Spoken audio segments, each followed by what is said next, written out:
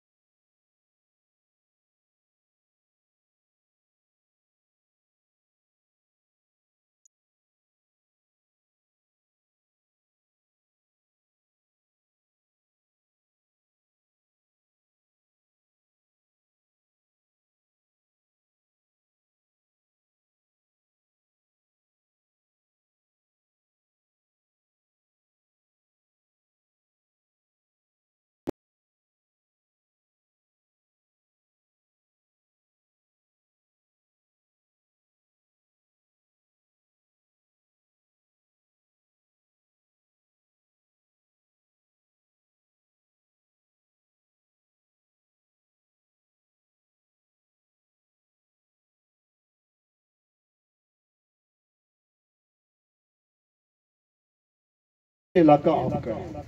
ऐसे जो साहब आप आए हैं 5-6 महीने हुए हैं, मुझे 1 साल हो गया है, मैंने चले जाना है, इन्होंने भी चले जाना है। इलाके का अमन, इलाके की खुशहाली और इलाके का सुकून आप लोगों का है, इसलिए आपकी मदद हमें बहुत चाहिए।